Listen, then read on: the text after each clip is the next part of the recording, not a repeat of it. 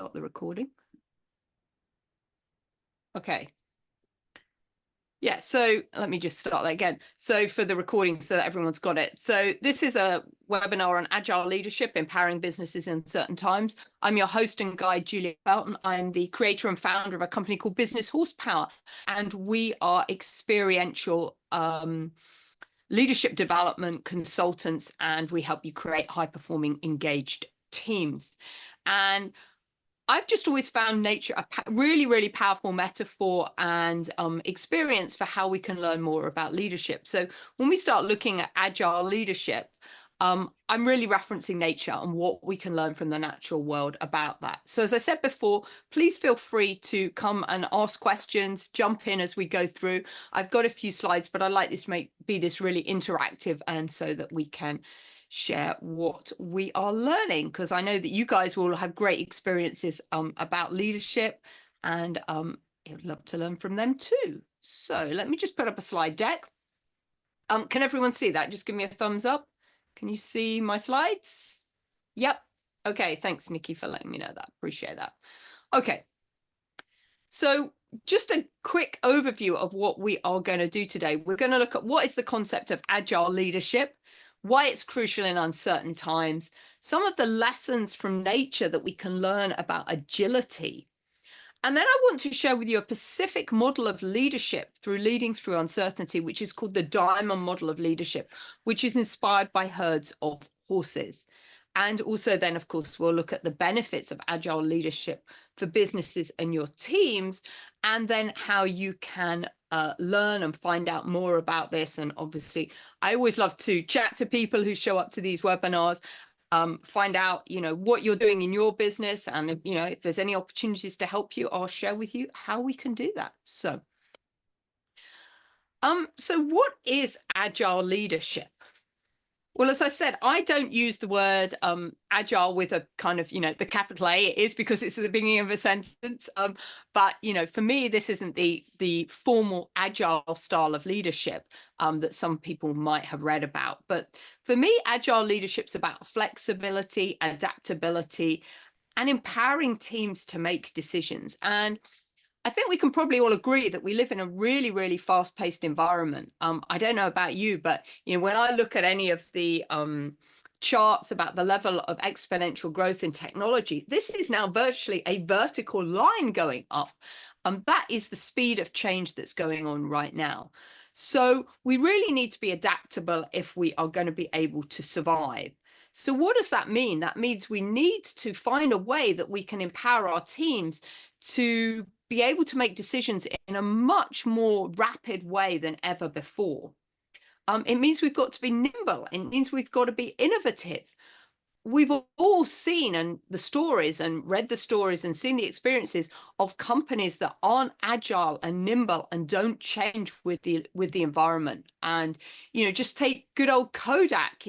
If you're like me, when you were growing up, Kodak was the only camera to have, right? And we took our pictures and we printed them out and we took them to Boots or somewhere else and got them. Nowadays, of course, it's all digital, and Kodak's virtually nowhere to be seen in the landscape because they just didn't move with that transition to digital fast enough. And Spotify is another great example of a company that's really, really agile. It's known for its agile leadership structure and how it divides its workforce into autonomous squads or tribes, which is kind of one of the kind of techie terms, creating squads that people have when we talk about agile leadership.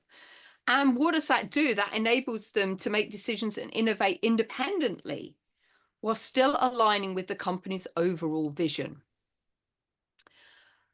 And unlike top-down leadership, agile leaders trust their teams, encourage this innovation, and foster this collaboration. And for me, one of the biggest challenges I see today in business is that we're still trying to run business with leadership structures, the old command and control pyramids, right, that will be, as many of you will be familiar with, that worked in the industrial age, but they're just not fit for purpose today in the 21st century. And we need to find a new way that we can lead and run businesses that is agile, is flexible, that's really, really dynamic. So that's where we look to nature, and I find nature provides a solution to this. So if I was to summarize the key attributes of agile leaders, they would be this adaptability, the ability to quickly pivot in response to opportunities. And we saw some great examples of this during the pandemic, right? During COVID, where we saw a number of different pharmaceutical companies coming together to create that vaccine. We saw that the lead time for vaccines, went from like 7 years to, just a few months, as companies really came together to work and find a new way of doing business that was suitable for the environment we were in at that time. Agile leadership involves this empowerment, helping and encouraging our team members to make decisions. And such a great example of this exists at Google, and some of you might be aware of this, but at Google, team members are allowed to dedicate 20% of their time to side projects. And it's a number of those side projects that actually created a number of the innovations we've got, like Gmail. That came from a side project that somebody at Google was doing in their spare 20% time. And of course, none of this agile leadership happens without having a great collaborative approach. So we have to continue to build trust through open communication and encourage collaboration. And this is something that Pixar does really well. It creates collaboration where all the ideas are shared and pulled together. And this allows for a lot of diverse input. And I've always talked about, teams are secret superpower that we really don't leverage in business. We've got all of this wealth of experience within our organizations, but we don't leverage it because often we're not working effectively with everybody in the team. But why does agile leadership matter right now in the uncertain times that we're in? Because I think we can probably all agree that uncertainty is the new normal. Economic fluctuations, technological disputes, and societal shifts have made uncertainty a permanent fixture in our business. The thing I say to my clients, the only thing that is certain in business is the uncertainty. And we all have to learn how to navigate this change and move through it in a way that serves us and serves our businesses and serves our organizations. Because we know if we stay stagnant and we fail to move, then we get left behind. And, Netflix is such a great example of a company that has had to adapt to what was happening. Originally, a bit like Blockbusters, Netflix was selling videos, but they embraced the technological changes that were out there and obviously moved to distributing online content, unlike Blockbusters, who just disappeared from the high street.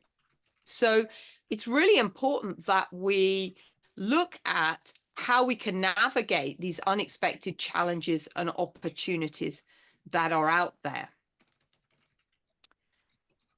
And this whole concept that we just talked about agile leadership versus traditional leadership, because traditional leadership, the command and control, just as it says, right, is about focusing on control, which slows down decision-making in times of crisis. Whereas the agile leadership encourages the swift decisions, which ensures the business can adapt and survive. So agile leadership is all about decentralized decision-making, and this comes from the empowerment of people on the team. And Airbnb, again, is a great example of a company that rapidly pivoted from home rentals to long stays during the pandemic, which allowed them to survive at a time when the travel industry faced unprecedented challenges. So for me, what is most important in leadership right now is this ability, this the ability to adapt and change to what is going on in the world around us. Because if we don't respond to what's going on, then we will die and not survive and thrive in the longer term. So what's all this got to do with nature? What I love about nature is the ecology of nature and how nature is interdependent and interconnected. And I just love this picture here of this river flowing through the woodland, because we know that the trees and the shrubs there can't survive without the water. The fish and the other animals in the river can't survive, again, without the water. But we need the sunlight to enable the plankton and all the algae in the river to grow in order for the fish to be able to eat that. The plants and trees need the sunlight in order to help them grow and engage in photosynthesis. So what nature has fully embraced and fully understands is that everything works together in harmony. And if one thing is out of balance, everything else goes out of balance. So there's this ripple effect that happens in nature, where what happens to one thing impacts everything else and grows and grows and grows. And as individuals, I think we've forgotten that we all make an impact. We all create a ripple effect around us. And it's just a question of whether we're creating that as a positive or a negative ripple effect around us. And I think as leaders, and for those of you in HR, there's a real onus on us. We know that there is so much focus now in the workplace on how do we improve the health and well-being of our team members. And a lot of that comes down to how effective are your managers and leaders. Because if we can create an environment within the workplace where our team members go home from work and they've had a great day, and they go home and they're in a positive mood, they're in, they're much more connected and chatty and have greater relationships with their spouse, their partner, and then that has a positive ripple effect to their children. Versus you come back from work, you've had a lousy day, you slam the good old briefcase or whatever it is down on the kitchen table. You're miserable. Now everyone around you is miserable, and you've created this negative ripple effect. So as us as business leaders, I think there's real onus on us about how do we help ensure that our team members go home from work having had a great experience, to bring that positive ripple effect back into people's lives. And the power of this ripple effect is really important. And there's a great video, and I will send it to you in follow-up notes because I've not got it right to hand at the moment, of Yellowstone Park. It's one of my favorite videos actually on YouTube, where what they did was they reintroduced wolves into Yellowstone Park, and the wolves had died off, but they reintroduced them. And it's really incredible because it talks through the changes that introducing the wolves to the environment did to everything. Because what they did was they killed some of the deer that were there, so they reduced that population, which meant that more shrubs grew. There was a better than what's the word I want to use, shoreline. The shoreline became more robust because it wasn't being eaten so much by all of the deer. So then the river changed its course. So it's really impactful about how just one small change can have this massive impact on things around us. So specifically, what are we learning from nature about agility? Because nature is the ultimate model of agility. And in nature, survival depends on a constant adaptation to changing conditions. And many ecosystems and species demonstrate this agility to shifts in their environment. And this can offer us really valuable lessons, because nature thrives, as we said, on this flexibility, interconnectedness, and efficient use of resources. So let's just look at 3 examples here. These ant colonies. Ants collaborate as decentralized teams, and they adjust to the roles and functions depending on environmental shifts. So, depending on where the food is and what is a threat to the colony. And I love this image here, because what you can see eventually is all the ants will join together and create a bridge between these two areas.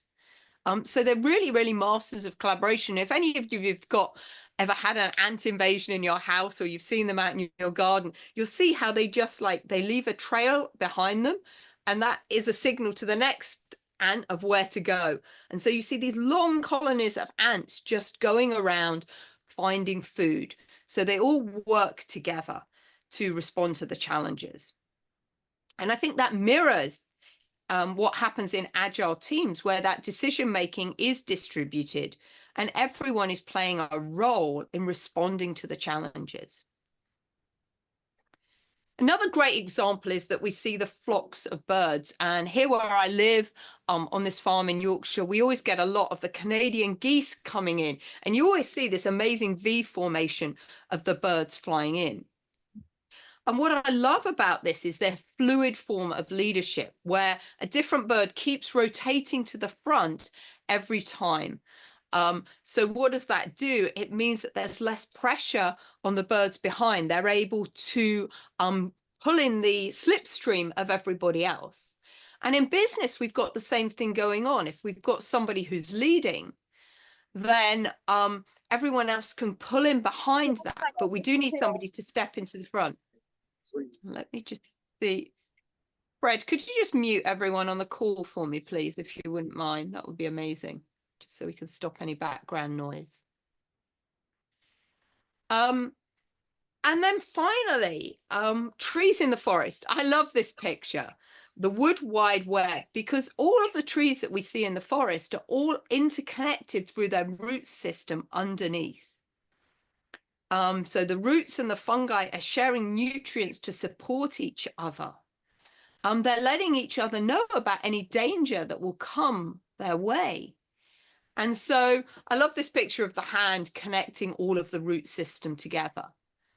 And this is how they work collectively together in this agile format, because they all know exactly what is going on. And this ensures their collective growth and success. So what are some of the takeaways we can take from nature about creating an agile system? Well, the first is, of course, adaptation, because nature is constantly evolving and showing us that flexibility is essential for survival.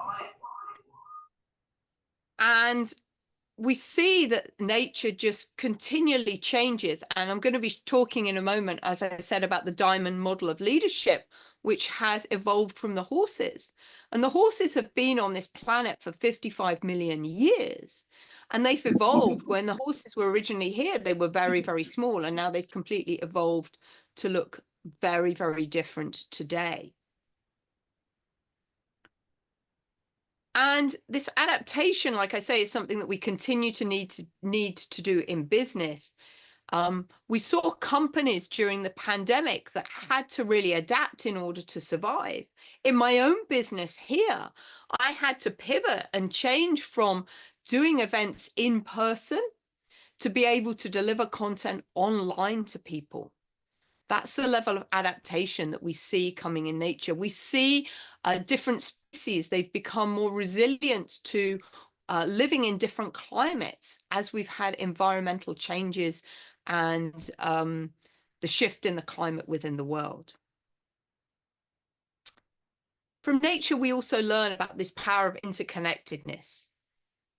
Because like the ecosystems, agile teams function best when individuals are empowered and supported, when they collaborate and use resources together. And there's also a resourcefulness in nature, because nature doesn't waste energy. Nature doesn't waste anything, actually. It doesn't waste time, energy, it doesn't waste money, and it adapts its approach based on the available resources. And this was my biggest gripe when I worked in the corporate world, was the wasted time, energy, and resources that existed and that I saw wasted on a day-to-day basis. I was really fortunate in that I ran a team that pretty much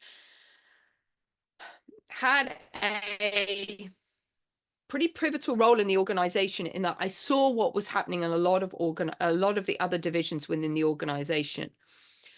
And my biggest frustration was when we tried to replicate something over here that we were already doing over here. And I see that time and time again in business, this wasted resource. And I don't know if anyone else saw last night, I watched a little bit of the H2 train line, a documentary on BBC One last night about the H2 trains and what had been going on. And just, I got so frustrated when I was listening to the amounts of wasted money and time and energy that went on and have been invested in that project that's not actually going to come to fruition, obviously for a number of reasons that they exposed in the documentary. But this is what we keep seeing in business time and time again, all of these wasted resources going on. And nature is just a lot more conservative. It's not that nature doesn't adapt and doesn't change, but when something's not going to plan, it changes and does something else and adjusts the process. And the other thing that we see happening in nature is this, as I said, collaboration rather than competition. Nature creates an environment where everyone can survive rather than this competition. And I'll signpost you at the end of this talk to my podcast, which has just come out today, which is actually on why we need to collaborate rather than compete in business. I think competition is a very old school thought. We need to always think about how can we survive in business rather than how I can survive in business, which is the old school thoughts. So I just saw somebody put something in the chat, so I'll just catch up with in the moment. But let me just stop sharing a moment. And before I share with you the diamond model of leadership, I just wondered if anyone's got any questions or anything that they want to add. Amanda says, I find that ensuring people work according to their own strengths is vital with their empowerment and support. Yeah, absolutely, Amanda. On my podcast, Impactful Teamwork, that comes out every Tuesday, that's one of the big topics we talk about. Jim Collins says, putting the right people in the right seats on the right bus. And absolutely, getting people working to their strengths is absolutely the best thing that we can do in business. Helps the team member be empowered, be motivated. And I was guilty, I'll share, when I worked in corporate, I remember I had somebody who ran my data center because I effectively run what would now be called a big data center before it was big data that I created for the hotel industry. And my data manager, every time on her staff appraisals, I told her she needed to get better at Excel spreadsheets. And what I now realize, and I've apologized to her since because I didn't know this at the time, but what I really realized was that she was so great at galvanizing my team. She was an amazing, what we call playmaker. I work with something called the GC Index, where we help people figure out what their energy for impact is. And she was definitely a playmaker. She was great at galvanizing my team, orchestrating things. What she wasn't great was at the detail of Excel spreadsheets. So I was making her life miserable. I really should have been working to her strengths. Yeah, exactly, Joanne. People have so many hidden talents that employers never uncover. Yeah, because they don't empower people. Empowerment is something I'm really, really passionate about. And actually with the horses, when people come and work with the horses, one of the exercises that we do is to actually get people to do effectively carriage driving, not with carriage, but they have the horse and they have a set of long lines and they're walking behind the horse. And this is the way, as leaders and managers, we can empower people. We need to tell our team members where they need to get to, what the vision is, what we want them to do.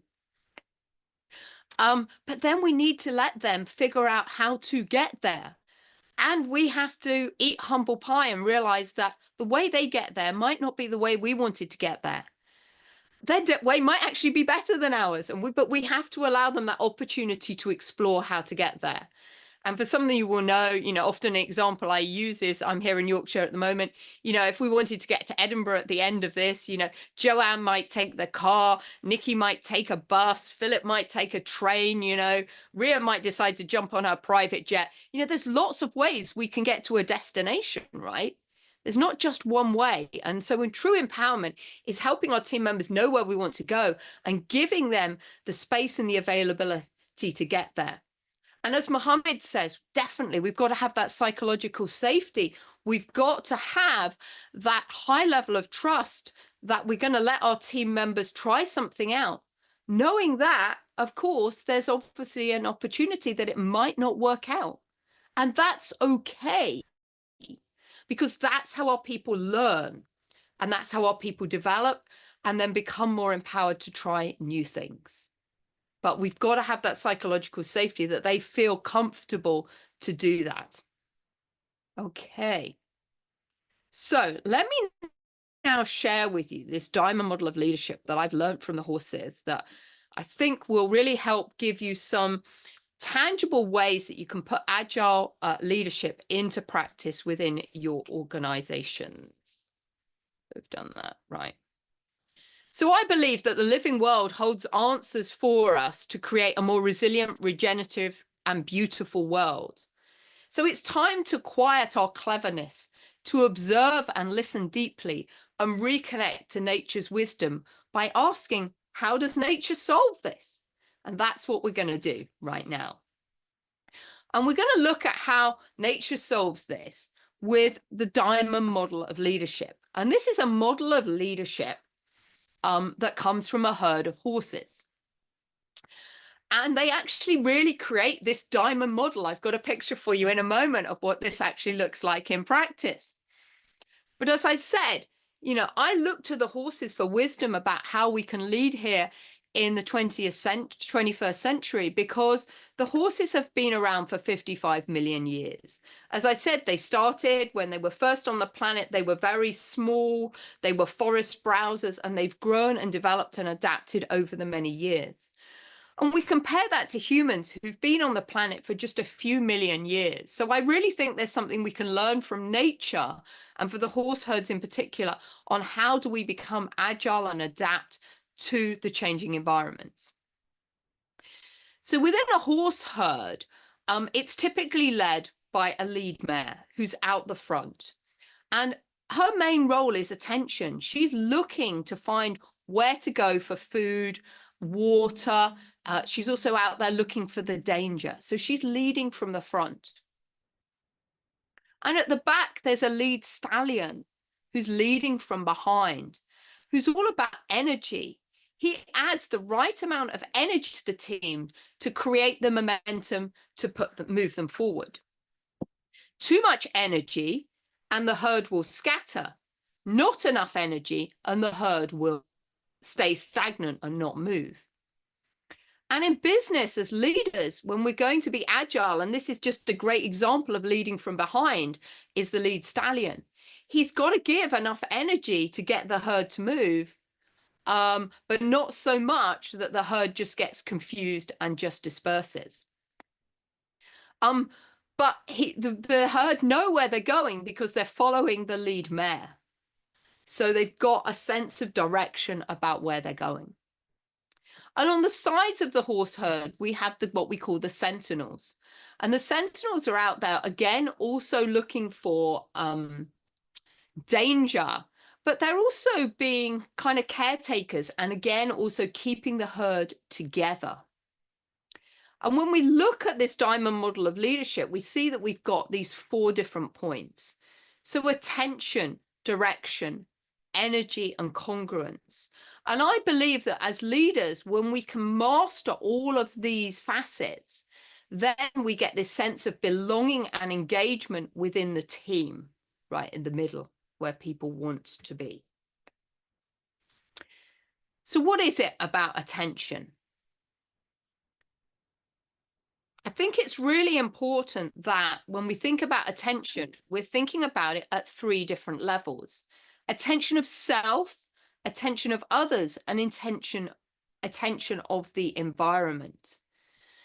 So we always want to be thinking about how are we feeling? What's going on for us? Because we talked previously about that has a ripple effect on everyone else. But as a leader, we've got to have the emotional intelligence to recognize and pay attention to everybody else around us. How are they feeling? What's going on for them? and also then to cascade that up to what's going on in the environment. Because for the horse herd, they have to pay attention to all of these different levels, otherwise they won't survive. The thing about horses is that they're prey animals. So they are always somebody's dinner, right? In the domestic environment where I keep mine, there are no mountain lions that are likely to come up and eat them. But they're still very wary of the environment. And when there's new things or things that they're not used to, they can get scared and run. And that's their default mechanism, right? To run away from danger. But what I see within the business world is many of us not paying enough attention to others and the environment. Many leaders are still very self-serving. They're thinking about themselves and not thinking about that impact they're making on others and the environment. So my invitation to you after today is to actually go outside and really, really start paying attention on these three different levels to self, others, and the environment. And you'll really see what a massive difference it makes. It really opens up your peripheral vision to see everything. And from that position of having massive peripheral vision, that's difficult to say, you'll have so much more awareness, and then you'll be able to adapt a lot more quickly. We see companies who haven't paid attention to the competitive landscape and the environment are the ones that haven't survived. You know, we talked earlier on about Kodak, people like Blockbusters, these companies that haven't really realized what was going on in the internal environment and haven't responded appropriately. Or maybe they're a bit more like Nokia, who was fully aware of the digitalization coming up and the use of smartphones. But they didn't, and you know, the research I've done around Nokia is that they'd invested some money and they actually had some prototypes, but they didn't believe that that was the way to go. And so as we've seen, Nokia, I probably, like many of you like me, had a Nokia phone. It was the phone in the day, wasn't it, before Apple? You had that Nokia phone, but nowadays, who has a Nokia phone? Very, very few of us. I think I've got one over there in a cupboard that I kept for posterity's sake. So we really need to think about attention on these different levels. I think the important thing as well about attention is that we need attention before we can create connection. And business is built on relationships. And, you know, Mohammed talked earlier on about that psychological safety, right? We can only create psychological safety if we are connected to our team and have great relationships with them.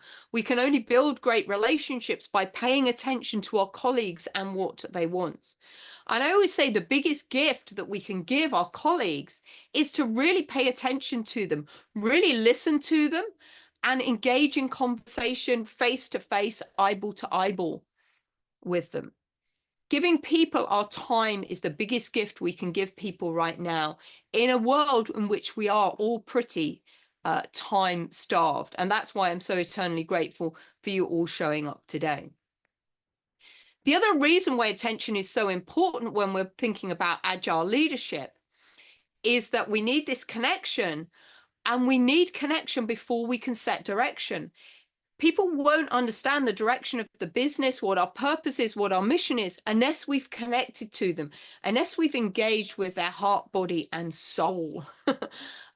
That's what we need to do in order to get people all moving in the right direction. I just want to talk a little about energy, because I think we're all pretty clear on direction. We all need a mission. We all need a purpose. We all need to know what we want to achieve within our business. Philip, you know, in your new charity, I'm sure that's one of the things you'll be doing, is getting really clear on the vision and mission of where everything's going so that everyone can pull together in the same direction. But what about energy? We think about energy, and as I said earlier on, the lead stallion is there at the back. And too much energy and the team dissipate, not enough energy and no momentum happens and the team stagnates. But I also want you to open your thinking to the energy, to the fact that energy exists on multiple levels, because we often think about energy as just a physical concept. But I'd also like to invite you to think about energy in terms of emotional, mental, and spiritual energy. So our physical energy, we need to think about things like our diet, exercise, and rest. And when we've overused our energy, we get exhaustion. And when we've underused it, we get this lack of movement. And most of us, when we get tired, tend to try and restore our physical energy. But maybe you want to think about, I need to restore my emotional energy. This is all about connection. And when we're overused our emotional energy, we get disconnected from ourselves and disconnected. That's overuse, and underuse is disconnected from others. So I know that in the corporate world, I remember at one point my team members gave me some feedback. It was pretty harsh, actually, because that particular summer, my horse had been running away from me. I couldn't catch him in the field for the whole summer. And I didn't really understand what was going on. I was so disconnected from him, and I was disconnected from everybody in my team. And they told me I was scary and intimidating because I hadn't built enough connection with them. I hadn't invested enough time in spending it with them, in telling them what I was doing, why we were doing it, and creating that emotional rapport. And you've also got mental energy, which is all about curiosity. And when we overuse this, we get analytical overload. And when we underuse it, we get boredom. And finally, spiritual energy. So the description around that is purpose. And when we've got good spiritual energy, we're always focused on a cause. And when it's underused, we're disconnected from meaning and purpose. So my invitation would be for you to think about, where do you need to restore your energy? Where is it overused? Where is it underused? And what activities can you do to renew and replenish that energy? And finally, congruence. Are you operating for the health, harmony, and unity of the team? So are your values and your actions aligned? Because I think when we're leading in an agile way, we've really always got to think about, how does this impact the team? What's the health, harmony, and unity of the team like? Am I acting from a position of ego, or am I acting from a position of what they talk about, eco leadership, for the whole, for the ecosystem, or is it just for myself? So therefore, this agile leadership relies on shared leadership. You see here, we've got the lead mare at the front. We've got some horses at the back. And you see how that diamond spreads out. And these are some horses, wild horses, actually, that I was with at a rescue in America called Return to Freedom, where they're rescuing wild Mustangs. But the horses always operate in this diamond formation, where they've always got the attention, the direction, the congruence, and the energy. So as we start drawing to a close before we have some discussions, I just want to think about, what are some practical steps to help you build agile leadership? It's all about starting with trust, giving teams autonomy to make decisions and empowering them to take ownership. It's about embracing flexibility and being open to changing strategies based on feedback and the external environment. It's about fostering collaboration and encouraging open communication, cross-functional collaboration, and shared leadership. And in fact, this collaboration and cross-functional collaboration is one of the biggest things that my clients are talking to me about at the moment, is how do we lead in these really complex matrix organizations that we've got now? How do we foster collaboration where we don't have any direct reporting lines into us, and we are purely trying to create this through influence? And we need to encourage that experimentation, the cultivation of a culture where it's safe to not try new approaches and learn from mistakes. So some quick wins that you might want to think about is, how can you start each day with a daily stand-up meeting, a short regular meeting that helps teams stay aligned and get them on the same page, where you can actually stay connected to your team members and what they need in that moment. And we've got these feedback loops. Nature is a master at feedback loops and having continuous improvement through regular feedback. And that's what helps them adjust and stay ahead. And in business, we're always needing to get continual feedback from our clients and our team members in order to improve. And then finally, this shared leadership. We need to rotate the responsibilities within the team to build trust and foster leadership skills across the board for everyone in the team. So with that, I'm just going to stop sharing. Let's just see. I know a number of people have been writing in the chat here. Let's just see. If anyone's got any questions, please just shout up. Managing up and down. Yeah, really important, Amanda. So much that we have to manage down, that we up as well as down, that we don't really think about. Yeah, energy, the right emotion is energy in motion. Yeah. I love that, Nikki. Yeah. Many leaders that I work with lack this self-awareness. They don't know how they're impacting their team members. And, I was guilty of that when I was in the corporate world. My horse Toby was giving me those best leadership lessons I needed to learn by the fact he was running away from me every single weekend when I went to try and catch him, because I didn't have any connection. It was all about me. What did I want? There was nothing about him. I just wanted to go riding at the weekend. There was no relationship, and he was telling me that, so he ran away every time. Okay, Philip, you're very busy doing the connecting and trust building. Excellent, sir. Well done. That's really the first thing we've got to do. You've got to get that foundation. Patrick Lencioni, the 5 dysfunctions of a team. First thing you have to have in place is trust. Without trust, nothing else will work. Amanda's just sharing, I think during changing times, it's really important to be transparent within the business needs. Yeah, losing good people is real. Buy-in, training, succession planning, giving people a voice and feedback are crucial, as well as the health and well-being support. Absolutely. And this being transparent is, I learned that the hard way. Some of you might know that I used to work at Arthur Andersen, and Arthur Andersen was one of the accountancy firms, or the accountancy firm, that was involved in a big scandal with Enron, where we were indicted for being corrupt.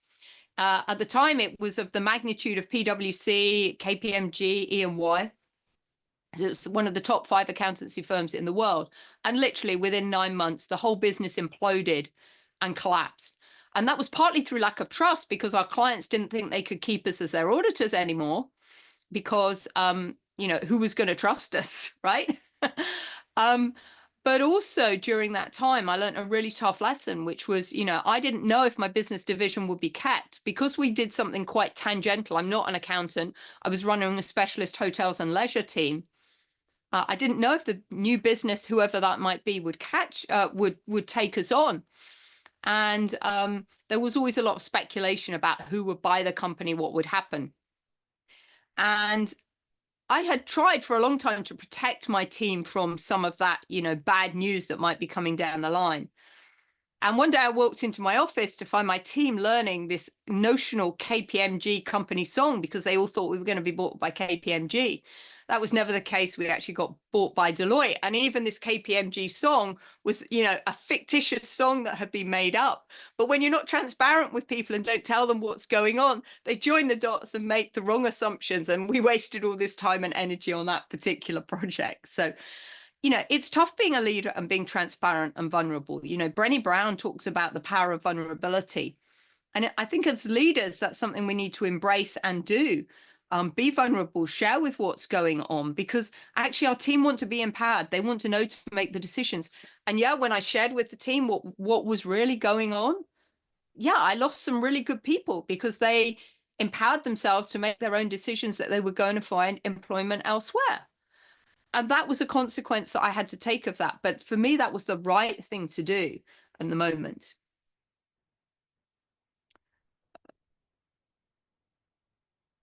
Yeah, Joanne says, I'm fortunate to work with some clients who have true values and not there for the sake of it. Yeah, absolutely. And I think, Philip, not picking on you, but you shared that you're just setting up a new company. You're getting the values really imbued into the company, embodied into everyone, not these values that so many companies have on the walls that say, we're into integrity, we're going to be honest. And then you ask people, what does a behavior of honesty look like? And they can't tell you. It's about taking the values and putting them into behaviors that people can understand, so that we can actually see that play out. Because a number of companies I go into where, you go and ask the team members, what are the values of the company? And nobody knows. Those aren't true values, right? They're not being lived by everybody in the organization. Has anyone got any questions they want to ask as we're drawing this to a close? I'd love to have any conversations with anyone. Feel free to pipe up. No? Okay. I'm just going to share with you in the chat a couple of resources for you. So here we go.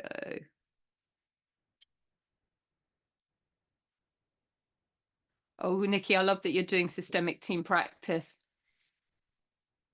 It's on my list. I was on one of his webinars the other day. It's like, I'm like, I can't do any more courses at the moment. I've not got the bandwidth, but I love what he's doing there about that. And so thank you for sharing that.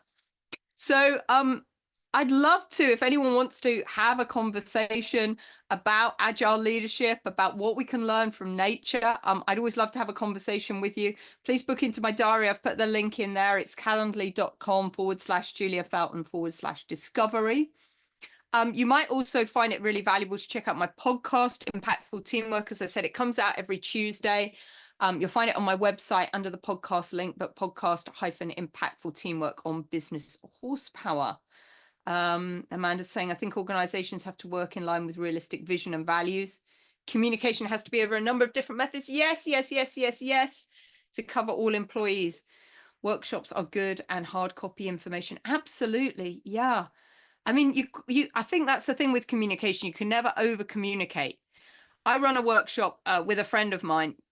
It was actually about how to communicate more effectively. And we were actually doing this with Horses Live.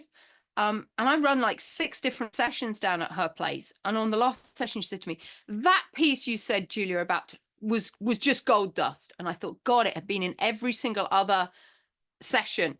So, you know, the thing is with communication, we only hear when we want to hear, right? When we're ready to hear, when, you know, when the teacher will arrive when the student is ready. So we can never communicate. Sometimes I think, oh, I've told people enough times about this webinar, everyone must know about it, but we have to tell and tell again and use different ways, like we were using LinkedIn and some emails and stuff like that to let you know about the webinar. So yeah, Amanda, we're always learning, so totally agree. So thank you so much. If anyone's got any questions, I'm happy to stay on the line. Otherwise, thank you everyone for your time and energy today. I'd love to stay connected to you, and let's just stay connected, and hopefully, you know, there's an opportunity that we can all collaborate together to make the workplace a better place for everybody. So thank you everyone so much for your time today. And we have another one of these next month where we're talking about collaboration. So we'll keep you updated about that information as well. So thank you so much for your time, and we shall see you on another session. Okay, bye everybody. Thanks, Julia. You're so welcome. Thank you, lovely. That was great. Thank you. You're welcome.